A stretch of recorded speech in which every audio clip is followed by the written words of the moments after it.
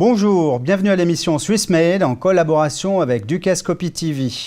Aujourd'hui, j'ai l'honneur d'accueillir Claude Gentilet de BrainServe. Bonjour Claude. Bonjour Alain. Et Thierry Blanc de DFI Service. Bonjour Thierry. Bonjour Alain. Le thème du jour est la Suisse, coffre-fort numérique du monde. Est-ce une affirmation ou une exclamation? Thierry, quelle est la définition du coffre-fort numérique? Aujourd'hui, nous vivons dans un monde dématérialisé, il faut bien le reconnaître. Nous nous envoyons des emails, nous échangeons des documents numériques, nous avons un certain nombre de données qui sont croissantes. Il faut, juste pour relativiser, savoir que ce nombre double tous les 2 ans. La question par rapport à ces données qu'on a du mal aujourd'hui à localiser, où sont stockées ces données et est-ce qu'elles sont sécurisées? Donc ce sont des questions qu'aujourd'hui on se pose parce qu'on a du mal à les représenter, au contraire d'un coffre-fort physique dans lequel on peut mettre des valeurs que l'on a. Les données, elles aussi, ont de la valeur et il faut les protéger. Donc vous développez des solutions qui permettent de stocker des données et Claude, au sein de BrainServe, vous stockez ces fameuses données. Au niveau de la définition, qu'est-ce qu'un data center? C'est juste un lieu pour stocker ou il y a d'autres éléments qui vont autour de cela? Mais le data center, je pense, rentre parfaitement dans cette métaphore justement de coffre-fort numérique, qui fait allusion évidemment au secteur bancaire, historique, à une importance historique en Suisse, avec, je pense, un premier point de convergence. C'est ce qu'on y met à l'intérieur de ce coffre-fort. Et je pense pour les entreprises, tant l'argent est important que les données sont importantes pour assurer la tenue et la continuité des activités. Je pense que c'est vraiment le premier point de convergence. Une autre dimension intéressante là-dedans, c'est par rapport aux attentes des différents clients. Et là également, il y a beaucoup de similitudes. Dans les 2 cas, secteur bancaire ou hébergement de données informatiques, les notions de transparence, de confiance par rapport à l'hébergeur sont capitales. Par rapport au coffre-fort, on s'intéresse évidemment à la qualité du coffre-fort, comme on s'intéresse à la qualité de l'infrastructure. On s'intéresse également à l'endroit où le coffre-fort est situé, à la manière d'y accéder, à qui peut y accéder, à quelles normes ce coffre-fort répond.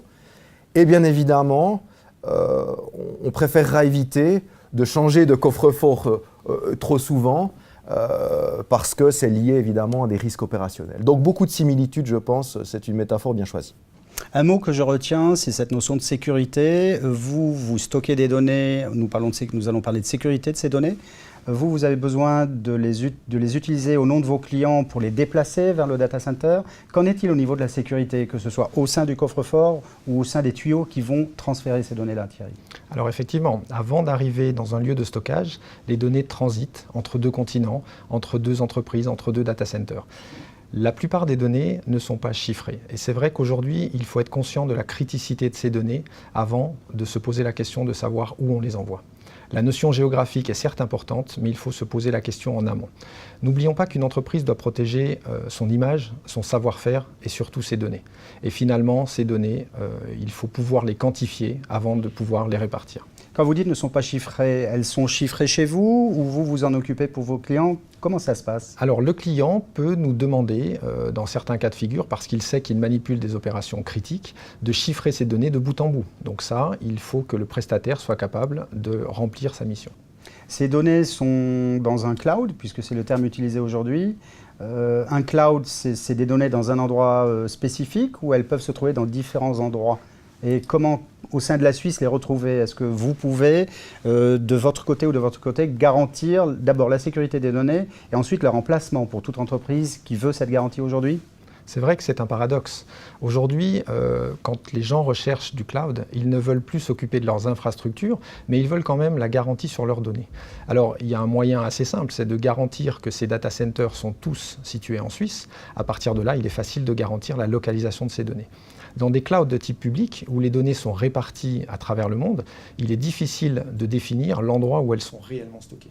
C'est le cas de beaucoup de PME d'ailleurs qui utilisent ces fameux clouds publics que nous n'allons pas citer, mais tout le monde reconnaît ces fameux clouds. Quelle est la valeur ajoutée finalement par rapport à cette signature suisse autour du stockage des données et de la transformation de ces données ou du déplacement de ces données?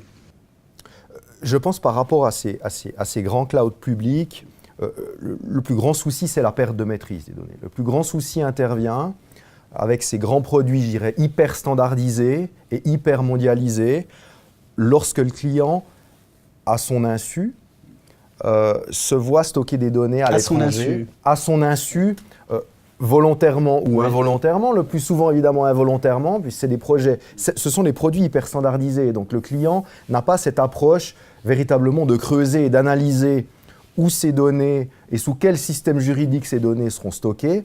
Et ça, c'est un élément problématique parce que déjà, c'est une dimension, c'est une marque de perte de maîtrise sur les données, premièrement.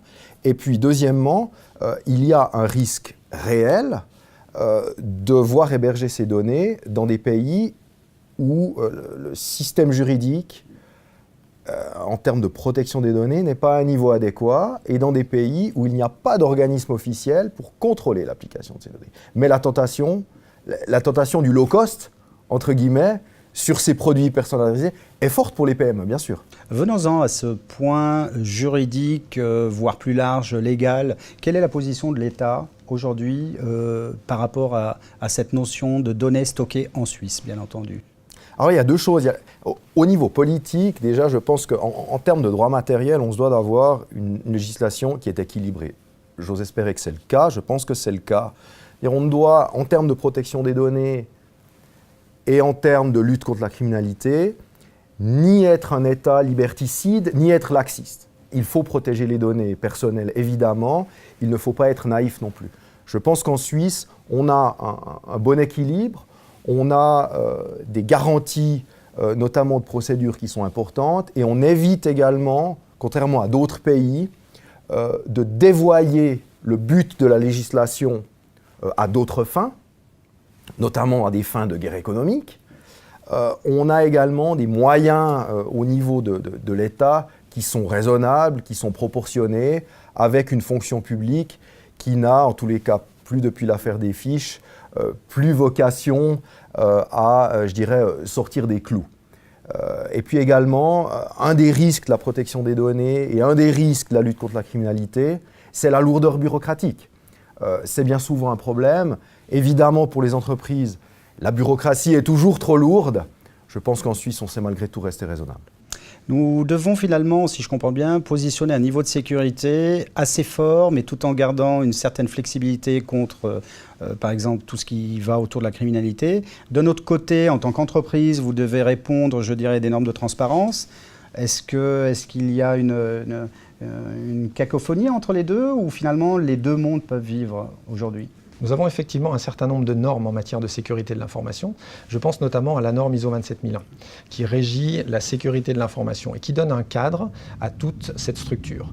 Donc l'idée de cette norme, c'est de passer à travers un certain nombre de points de contrôle et de définir à la fois les locaux physiques, de définir la sécurité des télécommunications, de parler de la gestion des vulnérabilités, de la gestion des incidents de sécurité jusqu'aux ressources humaines.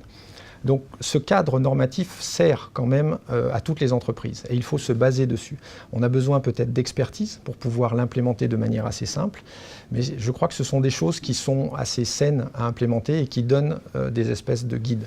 Donc c'est un cadre général ou un guide. Et vous concernant, comment vous vous positionnez au sein de ce guide-là ? Alors au niveau du bâtiment, il y a également des normes. Durant plusieurs années, plusieurs normes étaient un tout petit peu en concurrence. Les Américains avec la TIA 942A, plutôt orienté télécom. En Europe, maintenant, une nouvelle série de normes, les EN 50600, qui tapent très large au niveau du bâtiment.